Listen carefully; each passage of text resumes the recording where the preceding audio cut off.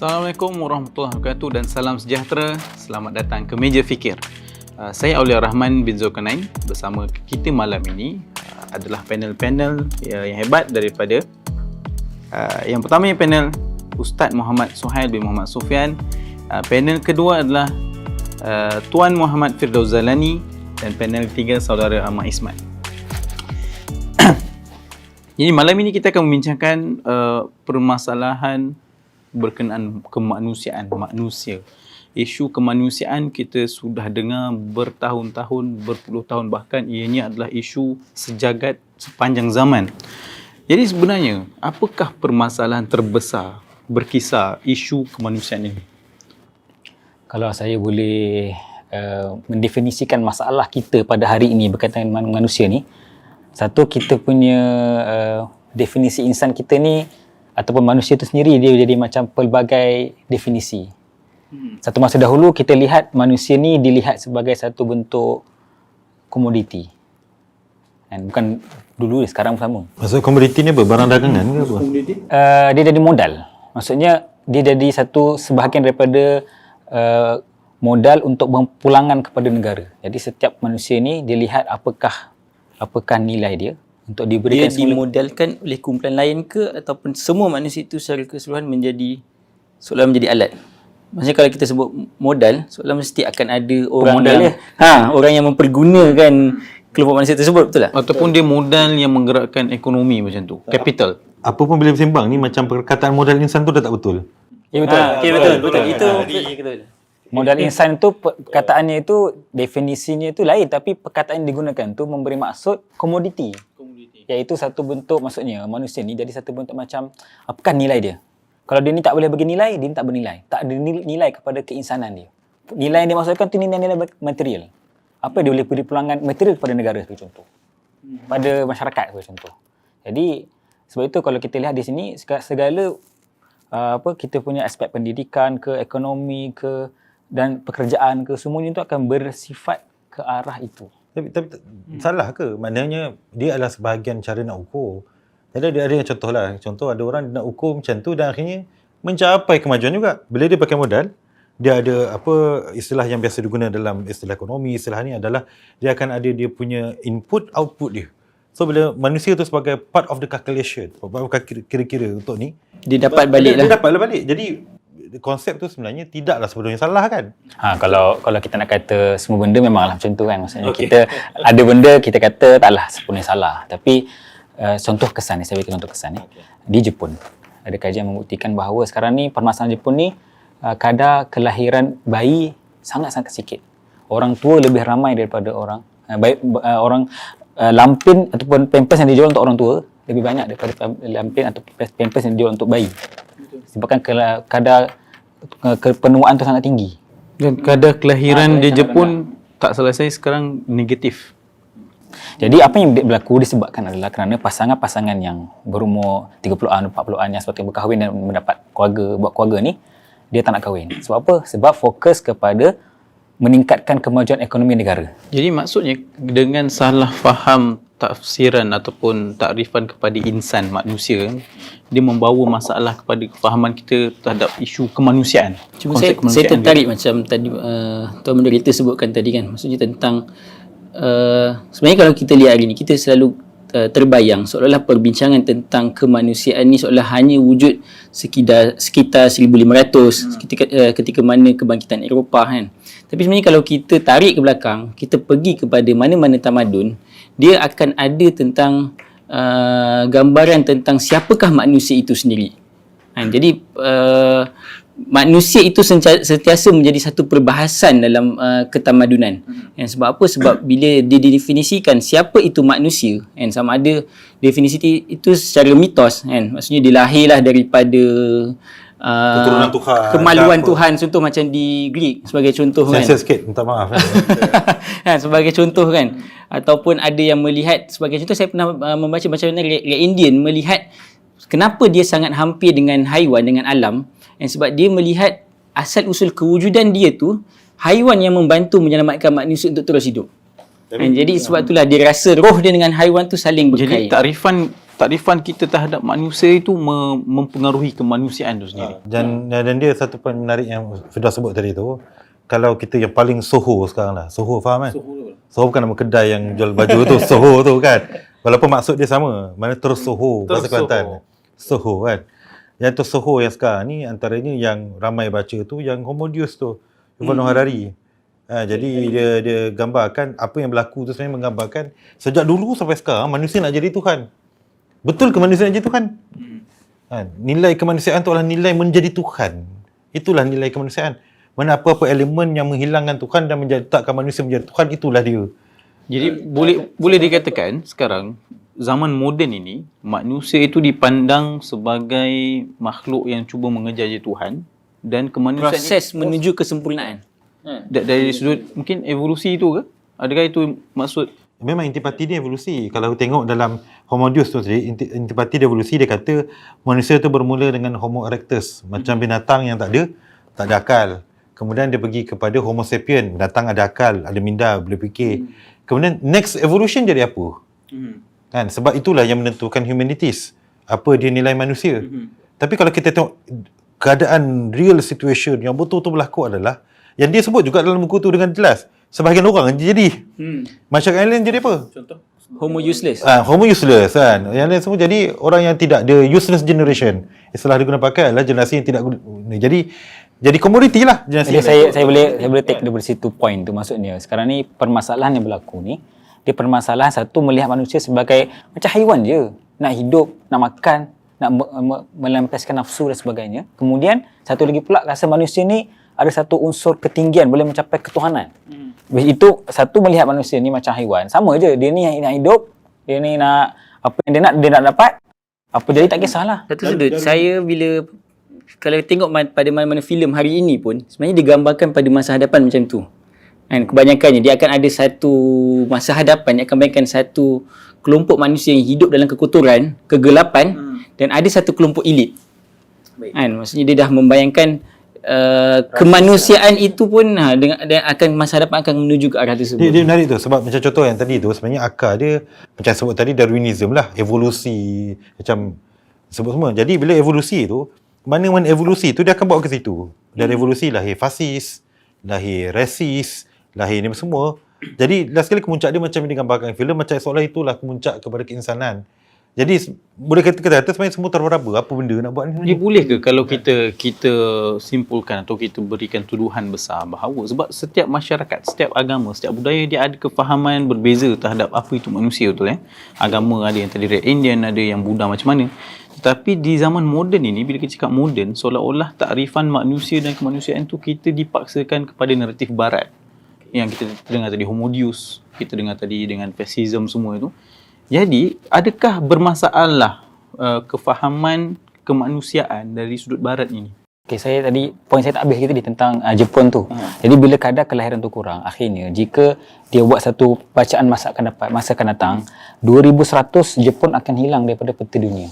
Sebab permasalahan tidak ada kelahiran baru. Masalah demografi. Bukan sekadar sebab tenggelamnya. Biasa kita dengar sebab tanah tenggelam. Memang tenggelamnya bani manusia. Adakah kefahaman kemanusiaan di Jepun ini dipaksakan dalam acuan barat? Mereka menjadi begitu. Sebab mereka melihat bahawa manusia ni hanya perlu capai kemajuan dan benda material sahaja. Jadi dia mengabaikan aspek manusia ni perlu keluarga, manusia ni perlu melahirkan generasi yang baru. Akhirnya dia mengabaikan menyeluruhnya aspek manusia, menyebabkan akhirnya negara yang kita lihat mungkinlah maju daripada sudut material, kadar GDP yang tinggi, tapi mereka menuju kehancuran dan kebinasaan. Tapi itulah saya dalam debate ni saya kurang gemar kalau kita kata barat dan timur. Sebab dia adalah ekstrim kepada nilai dia. Ada contoh macam ni lah, kalau nak faham apa kita bincang ni. Kalau Jepun tadi tu di timur ke barat?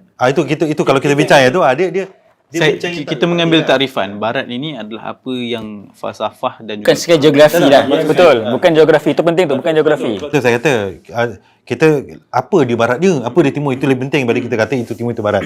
Maksud saya sini adalah bila kita kata tentang apakah nilai manusia, soalan dia apa? Soalan dia kalau macam mak kita, contoh dia tengok kau nak buat apa ni? Kau buat macam tu kau tak jadi orang. Kan? Contoh simple lah. Kau nak buat macam tu ke apa? Tak jadi orang macam tu. Panggil macam tu tak jadi orang. Ni jadi sebenarnya soalan yang kita tanya daripada kecil sampai ke besar. Cuma menjadi orang itu Kan? Kalau kita ceduk dengan daripada mana-mana tanpa ada asas yang kukuh ke laut. Kita tengok berapa ekstrim yang muncul. Contoh kalau Jepun tu, ekstrim dia pergi kepada dia punya macam body dia, budi dia, itulah tugas dia. Manusia kena ada tugas spesifik, kena ada tugas carrier. Aku akan mati sebab carrier aku. Tapi kalau orang Melayu, kita kata, kau mati kenapa? Mati sebab dia Pak Gad. Kau ni taubatlah Syekh. Taubatlah, nampak? Kita kata tu bukan nilai dia. Dan di ekstrim satu lagi, tak jadi orang lah. Dan di ekstrim satu lagi adalah dia kata manusia nak jadi apa ikut dia. Sebab manusia ni dia Tuhan. Kau nak jadi geng, kau nak jadi binatang, kau nak jadi pokok. Ada manusia sampai kita tengok, manusia yang terbesar adalah manusia yang dia nak jadi pokok. Dia nak jadi orang, dia nak jadi binatang, dia nak jadi alien, dia nak jadi apa. Seolah itulah manusia nilai. Mana kebebasan mutlak, tak ada siapa boleh halang dia, dialah Tuhan, dia penentu segalanya. Jadi kita di persimpangan dua ekstrim, kan? Persoalan besar dia, kita dekat mana, apa kita nak kena buat dalam ekstrim yang dipaksakan pada kita. Betul. Cuma kalau kita bawa balik perbincangan pada konsep kemanusiaan, kan? Sebab kita jelaslah manusia ni, kita jelas pelbagai takrifan. Apa yang kita boleh fahami dengan kemanusiaan ini dari sudut moden ni? Kemanusiaan ni, ya, sebab sekarang kita dengar kalau kemanusiaan adalah bantuan kemanusiaan, yang kita pergi ke Gaza, kita bagi ke Chechnya bantuan, itu kita nampak kemanusiaan. Adakah kemanusiaan ini dia lebih luas ataupun bagaimana? Jadi satu sudut betul istilah kemanusiaan tu, maksud di sini dia tidak terikat dengan agama atau bangsa. Maksudnya kita beri bantuan, kita beri bantuan kerana dia itu siapa. Kerana dia itu manusia, kita beri bantuan. Betul satu aspek, tapi cuma kadang-kadang aspek tu dilihat merungkai makna-makna agama. Bila kata lah, kita kena sikap kita ni human. Jangan tengok race, jangan tengok religion. Contoh sembang kat Palestin, ini tanggungjawab sebagai manusia, bukan agama. Itulah contoh. Betul lah. Betul pun sudut. Ada sebagai betul lah, betul. Kenapa bukan dan? Kenapa antara? Sebenarnya dan. Dia sepatutnya dan, bukan sebab mana-mana yang sebenar-benarnya untuk manusia, itulah untuk agama. Betul. Dan kalau kita lihat pun sebenarnya benda itu dia retorik yang hipokrit. Contoh sekarang ni berlaku perang antara Rusia dan Ukraine. Kalau tengok sekarang ni, kalau banyak kempen-kempen antaranya kalau dalam perlawanan liga-liga di Inggeris per contoh kan, semua akan buat anti-war sebagainya. Solidarity Kan. Tapi kalau Palestin tak boleh lebih lama berlaku, dan bahkan ada pemain-pemain Palestin ataupun orang yang berkaitan dengan situ pun dalam liga yang sama. Kalau kita boleh simpulkan dalam masa yang terhad ni, apakah nilai-nilai kemanusiaan moden ni yang kita nampak bermasalah? Tadi mungkin saya rasa hipokrasi, mungkin double standard, mungkin salah satunya.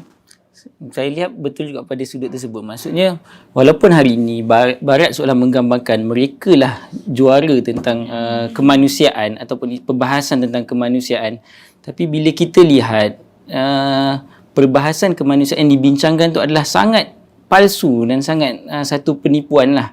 And maksudnya, diorang sendiri yang menghancurkan manusia pada abad ke-15 ke-16 dengan penghambaan, tapi seolah diorang juga yang seolah nak menyelamatkan manusia. And itu adalah satu sejarah. Bacalah pada mana sejarah bagaimana bangsa Afrika diperhambakan, di India diperhambakan, and tiba-tiba pada abad ni seolah dia orang yang bercakap tentang kemanusiaan, seolah dia orang lah savior, penyelamat. Itu pada juga. Mungkin ada nilai lain yang bermasalah. Ada satu lawak saya dengar daripada Mesir dulu. Kan Barack Obama presiden pertama Amerika berkulit hitam. Jadi semua orang angkat berita tu Anwar Sadat menjadi presiden Mesir. Kalau ni kulit hitam, lagi hitam dia Barack Obama. Jadi presiden Mesir 70-an, 60-an lagi. Tak ada orang cakap apa-apa pun. Jadi nak kata bagaimana naratif kulit hitam jadi presiden ni dalam dunia Islam ni no big deal lah. Tapi sampai hari ni pun dekat US tak dapat selesai pun isu black matter tu kan. Racism. Mungkin salah Kalau satu saya racism. tengoklah contoh tentang kepalsuan dengan ni, dia solekan ni, kena ingat dunia moden ni penuh dengan solekan yang cukup cantik. Saya bagi contoh macam ni, bila orang tu kata dia hebat, sekarang ni bukan hebat yang betul, dia kadang hebat tu hebat ke Instagram je. Tapi dia punya lebat dia tu, memang kalah hujan lebat yang kita selalu dapat sekarang ni. Kan? Banjir malam. Jadi contoh sampai banjir. Tapi saya ambil contoh dalam sudut ekonomi. Kalau dulu penghambaan melalui hutang ni memang betul-betul berlaku. Kalau kau tak boleh bayar, kau jadi hamba. Adakah konsep tu dah hilang? Jawapan tak hilang lagi. Akan jadi hamba kalau ada sistem tu, fikir hutang sampai mati. Kan? Dalam keadaan setiap duit, dalam keadaan 97% duit yang ada hari ini adalah di dalam deposit bank. Sebab tu bank boleh je buat duit cetak of thin air semua tu, kan. Jadi mudah cerita, siapa pakai duit je boleh jadi hamba kapitalis terus. Automatik. Jadi start guna duit. Kita itulah. Bahkan sebenarnya kalau kita kata kita hapuskan kasta, tapi kasta yang baru yang timbul pada hari ini adalah kasta B40. Itu satu bentuk kasta sebenarnya. Tapi kita tak masuk situ. Itulah maksudnya. Bentuk penjajahan baru berjalan. Bentuk eksploitasi baru. Kita pergi kepada eksploitasi. Sebab bila kita kata humanities, sebenarnya humanities yang kita maksudkan adalah bila kita buat tu dengan betul-betul untuk sejagat manusia dan bukan manfaat kelompok tertentu yang kecil saja.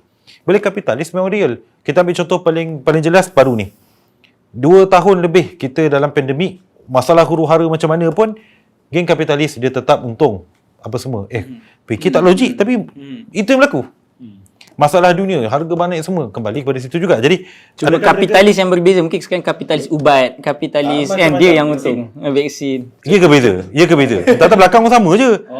Kita tak tahu. Jadi kesimpulan dia adalah bila kita kata dalam masalah mereka adalah humanities mereka tu terhad kepada istilah bahasa kita panggil diaya, lebih kepada propaganda, lebih kepada tapi dalam keadaan macam tu kita tak nafikan juga ada juga bentuk humanities yang ada orang-orang boleh jadi orang yang jujur, yang ikhlas, yang dia cubalah. Tetapi secara sistem, secara dalam bentuk pemikiran yang menyeluruh, kat situ kita nampak dia sangat-sangat tempang.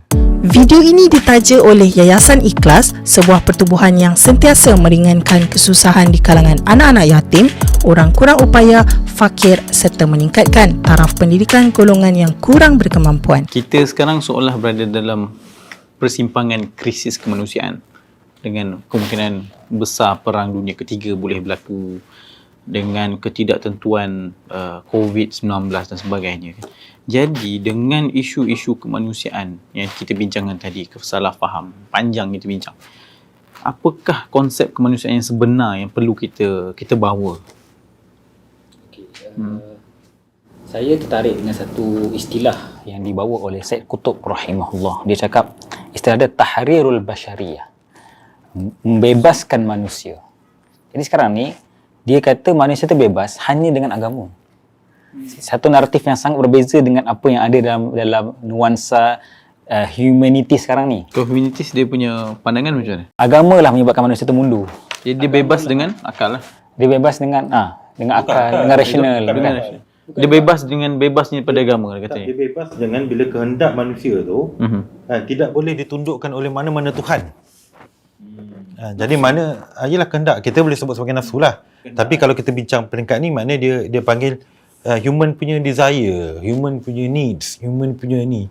Siapa boleh tentukan? Takkan manusia tak boleh tentukan sendiri? Jadi needs itu pun tidaklah akli sangat pun sebenarnya. Tak rasional pun. Tak rasional pun. Tapi mencabarlah nak sebut macam tu. Tapi saya tengok kan bila antara kesan dia bila banyak sangat perbahasan kemanusiaan hari ini, sebahagian umat Islam lah, bila merespon apakah jadi solusinya, dan kita secara mudah terus pergi seolah macam ketuhanan lah solusinya, seolah-olah kontradik bila kemanusiaan tu dipaksakan, kita merespon tu ketuhanan lah. Jawapan Tuhan. Ataupun ada yang lagi simplistik, dia kata buat syariah selesai, buat syariah selesai, buat fiqh selesai, semua ikut fiqh betul selesai. Ke macam mana?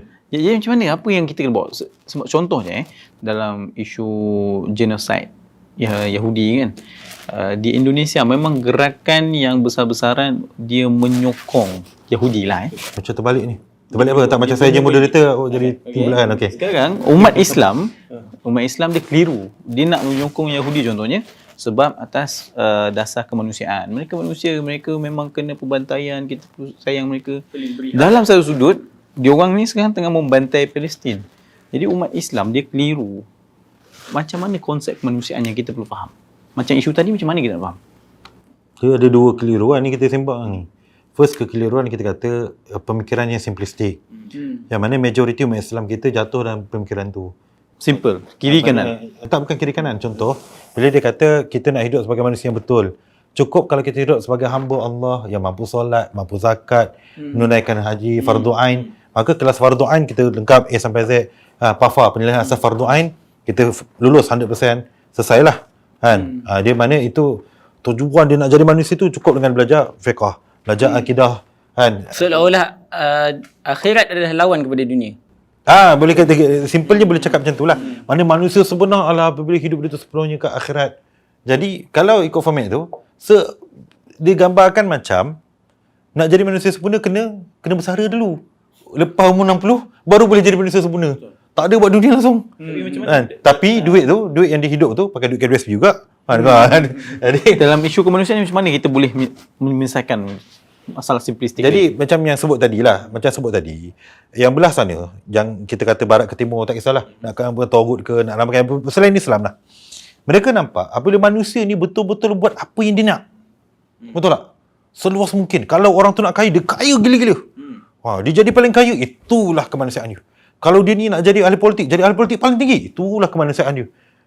Mana kehendak dia yang sebenar-benar dia perluaskan. Itu satu sisi salah. Sebab seolah-olah dia memaksa semua. Tapi satu sisi betul jika kehendak dia betul. Jadi dalam Islam adalah bila manusia tu dia ada kehendak yang bertepatan dengan kehendak ilahi. Dia tolak kehendak tu setinggi mungkin untuk mencapai masalah semua tu. Masalah ni maknanya kepentingan dunia yang Allah suruh. Kat situ. Kalau saya nak jawab soalan tadi, orang lihat sekarang kita nak bantu manusia lain, jangan lihat agama. Kita kena keluarkan agama daripada skop kehidupan kita baru kita boleh bantu orang lain. Tapi dalam Islam, agama itulah yang memberikan kita lesen, panduan, motivasi untuk bantu orang lain. Contohnya kisah seorang orang Kristian di Mesir yang anak dia kalah lomba lari dengan anak Amr al-As. Mengadu kat Sayyidina Umar, menegur anak Amr al-As, ini orang Kristian, ni orang bukan Islam. Dah ada hak di situ, kita bantu. Yang kedua, kisah ada satu pengislaman di Uzbekistan di mana panglima yang masuk tu dia masuk tanpa ada pemberian syarat, 3 syarat tu, sama ada nak masuk Islam ataupun bayar jizyah baru perangan. Dia tak bagi syarat 3 syarat tu. Yang 3 syarat tu adalah syarat peperangan dalam Islam, sebelum nak masuk perang mana negara, kena bagi syarat dulu. Okay. Kemudian bila dah masuk, penduduk sana dah belajar Islam, baru tahu, masa time dah masuk ni diorang tak bagi tahu 3 syarat ni kat kita. Qadi hantar surat, bagi tahu semua tentera kena keluar. Tentera semua keluar, esok paginya datang balik bagi tahu. Bagi 3 syarat tu.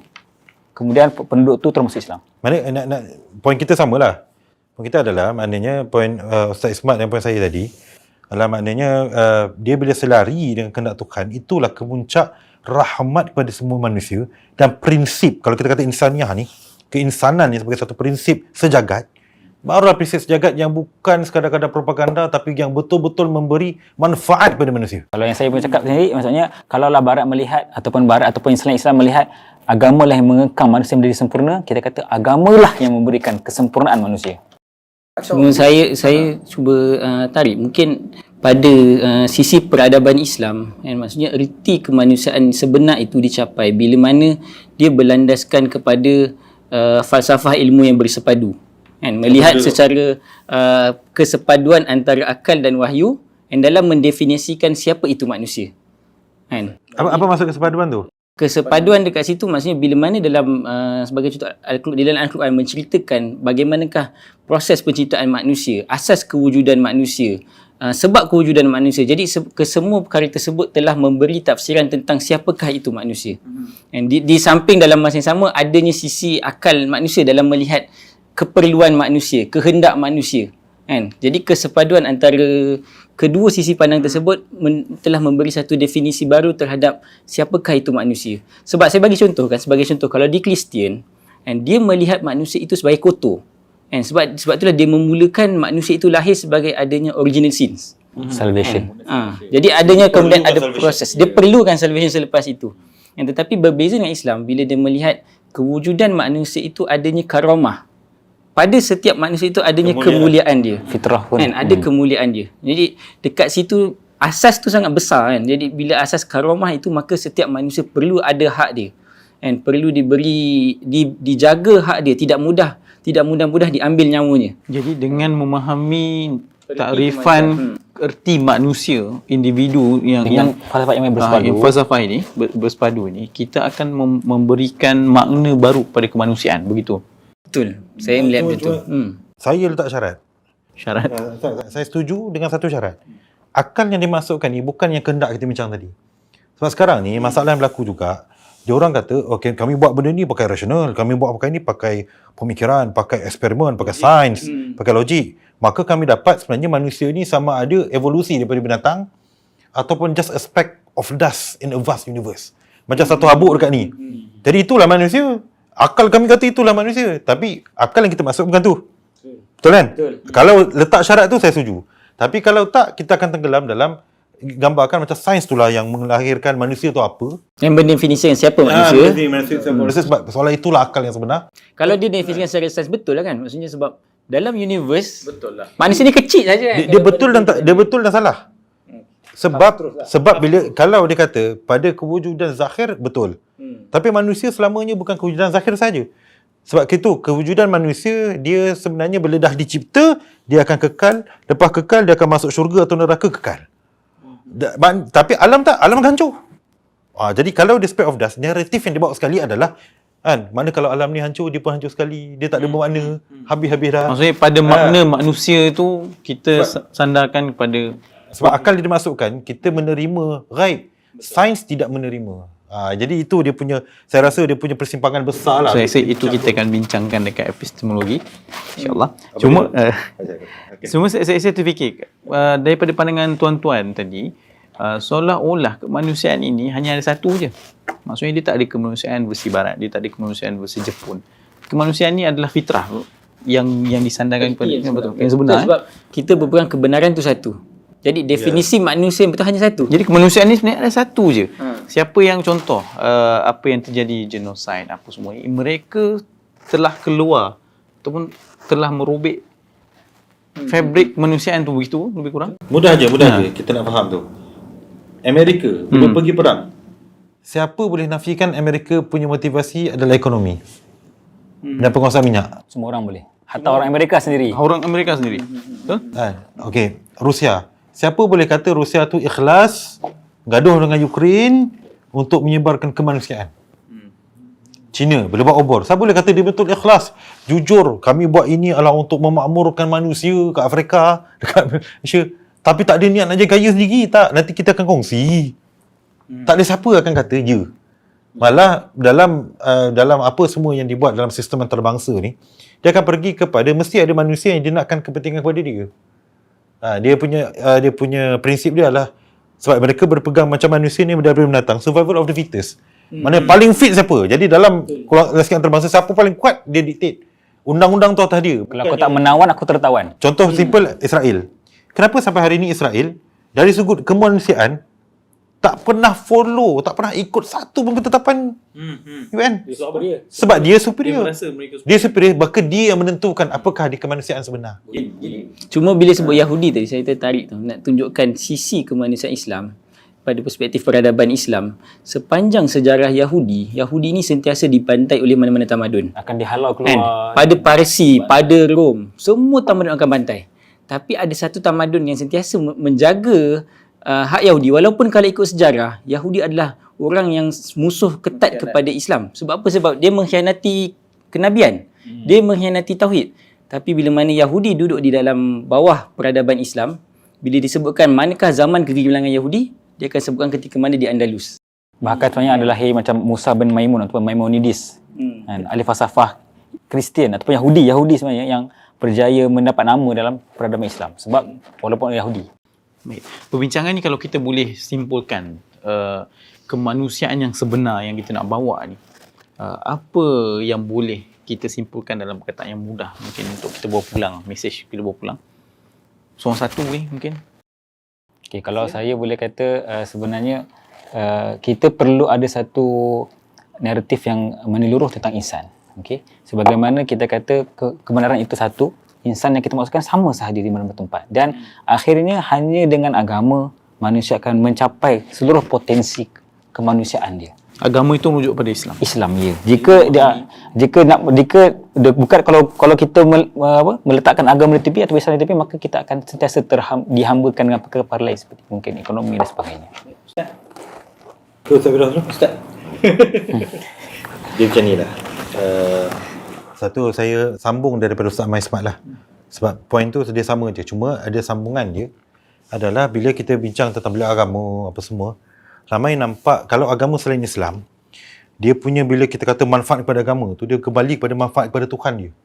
Contoh, kalau dia sembah Tuhan tu dapat manfaat. Bukan orang tu. Lepas tu Tuhan tu berkongsi manfaat Tuhan tu dapat, dia bagilah sikit kat orang tu. Kan? Bila dia sembah tokoh tu, siapa dapat manfaat? Dia ke Tuhan tu? Dalam agama selain Islam, Tuhan tu dapat manfaat. Islam, bila kita sebut kemanusiaan, Allah maksudnya adalah manfaat tu adalah manusia yang dapat. Manfaat tertinggi manusia. Bukan manfaat Allah tu maha kaya, tak perlu manfaat benda gitu. Malah Allah lah yang memberi manfaat kepada kita. Tak boleh bagi manfaat kepada Allah sikit pun. Kan? Allah cukup kaya, cukup hebat, tak perlu manfaat kita. Tetapi kitalah yang mendapat manfaat. Dan bila kita sebut sebagai Islam beragama, Islam sebagai paksi kepada kemanusiaan, bererti hanya dengan Islam lah manfaat itu kembali kepada manusia secara total. Dan ini terbukti. Sepanjang sejarah Islam, manfaat yang paling banyak berlaku kepada manusia adalah itu. Kan? Kasta dihilangkan, itu, ini semua dalam keadaan tu. Dan manusia tu dilihat sebagai satu makhluk yang bersepadu, yang mana cukup luas, cukup. Makhluk bersepadu ni maksudnya macam mana? Maksudnya begini, kan, Ana dengan saya, kan, saya dengan Ustaz Maismat, saya ni muka Arab-Arab sikit kan. Ini muka Hindustan sikit, Hindustan kan. Ini Parsi lah kan. Contoh lah. Contoh. Rom kan, apa kan, contoh kan. Tapi bila duduk dalam satu meja, hanya Islam boleh kata pada satu manfaat yang sama, semua rasa rahmat. Hari ni tak. Kita pergi US, macam mana pun US bagi manfaat kita, kita akan kata, alah sekali kita bukan citizen. Sebab kita dapat citizen ni. Bila dapat citizen, alah kau bukan citizen yang asli.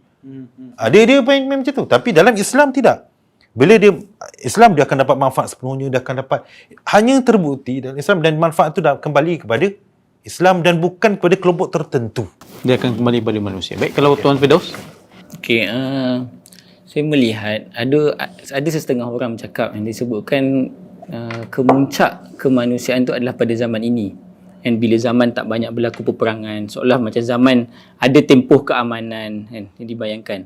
Tapi ada dalam satu kajian saya melihat, dia buat satu kajian, dia cuba melihat berapa ramai manusia yang dibunuh oleh mana-mana tamadun. Kan? Dia kumpulkanlah daripada tamadun Rom, tamadun Parsi, sampailah kepada Mesir semua, sampailah kepada tamadun Eropah hari ini. And dia nilaikan dan kirakan banyaknya manusia yang mati sepanjang tamadun-tamadun yang wujud, tetapi kemuncak yang sangat luar biasa ramainya manusia mati adalah ketika tamadun barat moden hari ini. And walaupun seolah dia bercakap tentang hak asasi, kan, dia bercakap tentang dia akan menjaga, menyelamatkan kemanusiaan, tetapi paling ramai mati adalah dalam Perang Dunia Pertama dan Perang Dunia Kedua.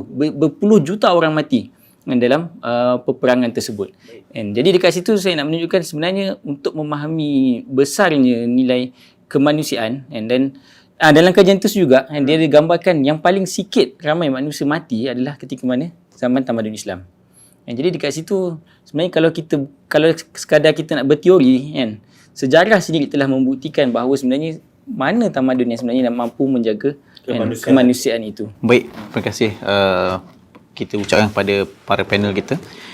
Perbincangan ini membuahkan 1001 idea dan juga kefahaman baru.